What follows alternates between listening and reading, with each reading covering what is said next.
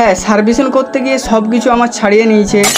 চলো তোমাদেরকে একটু খুলে বলি। সকালে ঘুম থেকে উঠে সানগ্লাসটা লাগিয়ে দিলাম, বিয়েটা করে নিয়ে চলে আসবো। তার কিছুক্ষণ বাদ দিয়ে একটা নোটিশ এসেছে আমার কাছে। আসলে এটা নোটিশ নয়, স্কুটির কাগজ। এটা এই স্কুটিটা আজকে সার্ভিসিং করতে নিয়ে যাবো, তাই বেরিয়ে গেলাম সকাল করে। তোমরা একটু ইনস্টাগ্রাম আইডিটা ফলো করে নাও। যেতে যেতে খুব খিদে পেয়ে গেছিল, তাই বড় লোকের মতন এখানে কিছু খেয়ে নিলাম। তারপর একটু রাস্তার ভিউটা দেখতে দেখতে চলে যাচ্ছিলাম। আজকের ভিউটা খুব সুন্দর আছে। যাই হোক, এদিকে আমি ফাইনালি পৌঁছে গেলাম শোরুমে। একটু লজ্জা লজ্জা ভাব নিয়ে ভাবছিলাম শোরুমে ঢুকবো। শোরুমে ঢুকে দেখি একটা স্কুটার অলরেডি সার্ভিসিং করছে। আমাকে গড়িয়ে ওখান থেকে বাইকও দিল, বললো ফাঁকায় বসতে। তাই এক বুক কষ্ট নিয়ে একটা জায়গায় বসে পড়লাম। আর 6-7 দিন বসে থাকার পর আমাকে আরো ডাকলো, ডেকে বললো আজকে তোমরা গাইস আমাকে স্কুটিটা রেখে যেতে বলছিল, কারণ স্কুটিটা আজকে সার্ভিসিং করতে পারবে না। হ্যাঁ গাইস, কালকে অবশ্যই সার্ভিসিং হয়ে যাবে। তারপর আমি কি কি খারাপ হয়েছিল সবকিছু বললাম। তারপর আমি ওখান থেকে এক গ্লাস কষ্ট নিয়ে এক বুক কষ্ট নিয়ে বেরিয়ে গেলাম। গাইস এখন কিসে যাবো সেটাই ভাবছিলাম।